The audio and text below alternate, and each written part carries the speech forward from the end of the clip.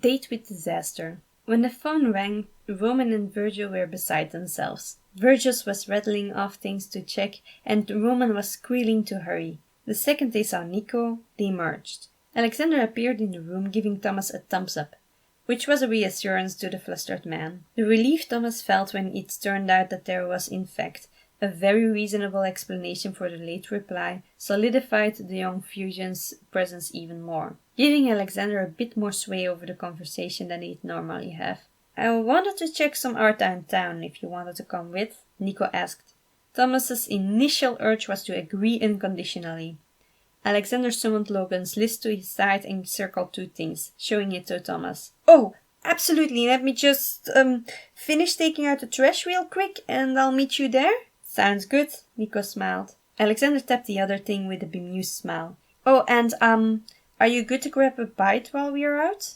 Thomas asked a little nervously. "Sure, I'll protect you from any stray carrots," Nico winked, and Thomas laughed. "I'll never live that down, huh?" he sighed. "Not if I have any say about it," Nico winked, making Alexander squeal and Thomas blush. "See you there, Mr. Sanders." The songwriter bit before hanging up. "Oh my gosh," Thomas sighed, and Alexander played the Indiana Jones theme.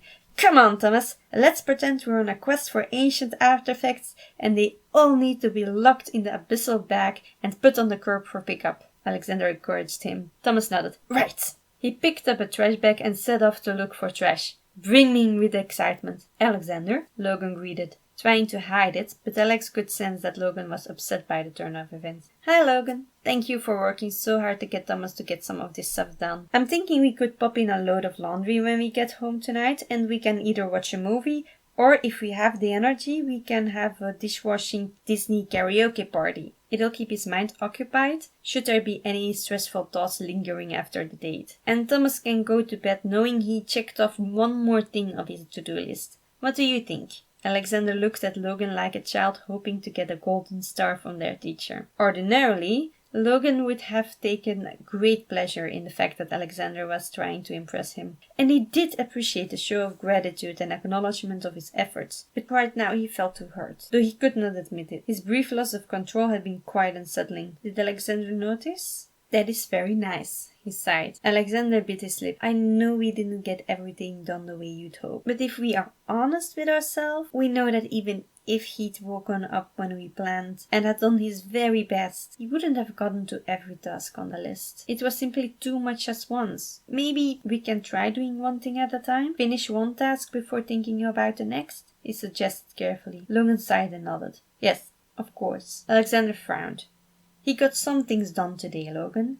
And with the trash cleared out, our little vacuum friend can do his job undisturbed while we are out. So that's another thing that's done. And we'll have a nutritious meal if we pick it out right. So yes, we won't finish everything. But look," Alexander pointed to the already much cleaner room where Thomas was tying up the trash bag next to a box full of old paper and cardboard boxes, both ready for pickup tomorrow. Logan tried to manage a little smile. It did look a lot better. "The coffee table will be cleared up again soon. And tomorrow we can cross a few more items off the to-do list. We'll get there. I believe in Thomas. And I believe in you," Alexander said before approaching Thomas and helping him pick one of the clean shirts for the outing. "Guess we can go picking flower shirts tonight," Alexander winked. Thomas laughed and could already imagine himself singing Snow White songs while collecting the dirty laundry left flying around. "But that's stuff for later. You enjoy yourself. You deserve it. And since I'm the one saying it, you know it's true, even if you don't want to let yourself believe it just yet." Alexander tells him as he turns him to the door and pushes him forward. "Just relax, have a good time, let it be whatever it is," Alexander advised. Thomas looked back with a nervous look, and Alexander laughed. "Okay, I realize it's easier said than done. Look at it this way. Sooner or later, you'll have to get to know your quirks. Might as well show him what he's in for now, right? And there are countless people who find your quirky side charming. So it stands to reason that you are likable. Right, Logan?" Alexander looked back. Logan adjusted his tie. "Your logic is sound," he confirmed. "Thank you, guys. And thanks, Logan, for not making me feel terrible for whatever was going on with me today. And I promise, like Alex said, Tonight we'll be picking flower shirts and putting them in some water and soap." He winked and left the door in a hurry. "So you want to talk about it?" Alexander asked Logan, who looked up, his face completely blank. The embodiment of confidence sighed disappointedly. "I guess not. But if you change your mind, just tell Virgil and Roman that I wanted to talk to you about something. And before I go and let my dad take over, Uncle Remus?" At the sound of his name, Remus popped up. "Nephew dear, how did you like my performance?" Alexander grinned. "Quite elaborate and entertaining, to be honest. And informative. Thank you for bringing up the issues. Though I don't suppose you have any solutions to offer." Remus shrugged. "Farming you is the only way your daddies can handle being in the same room as certain other sides these days," he pointed out. Alexander nodded as if that was at all relevant to the questions. "I see, you are probably right. And the other thing?" Remus studied the skateboard hot dog, making it wiggle in his hands, grinning in amusement. "Computers break when they overheat," he informed them. "Toodles!" And with that, he was gone. That was not helpful at all. "I don't know why I even bothered to converse with him," Logan huffed, still uncomfortable with what happened in Thomas's room.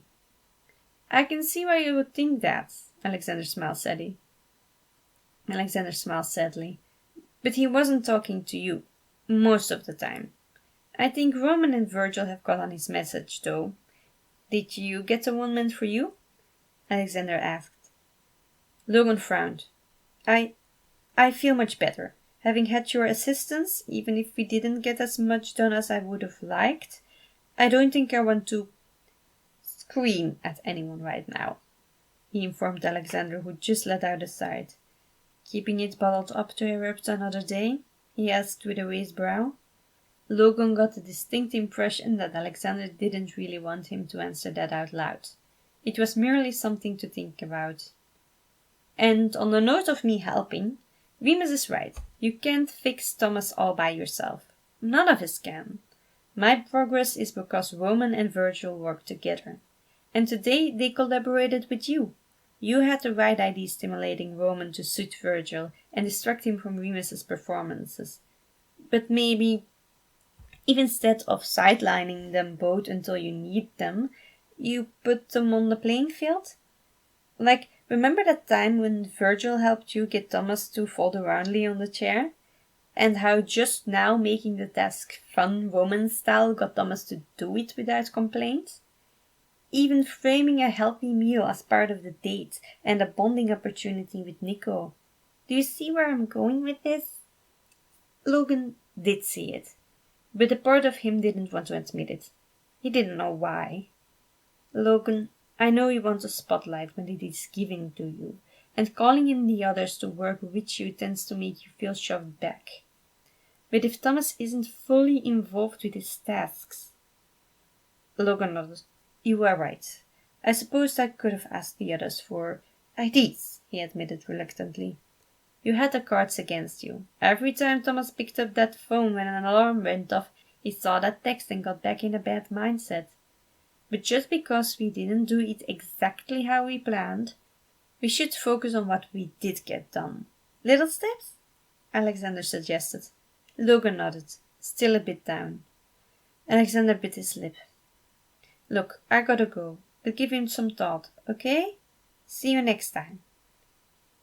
And with that, Alexander sank out, soon followed by Logan. The park was lovely, and Thomas had never enjoyed a rap as much as right now. He and Nico were discussing the art and making lame jokes. In the back of his mind, his sights were watching the scene unfold, all quite happy, though there was still underlying tension.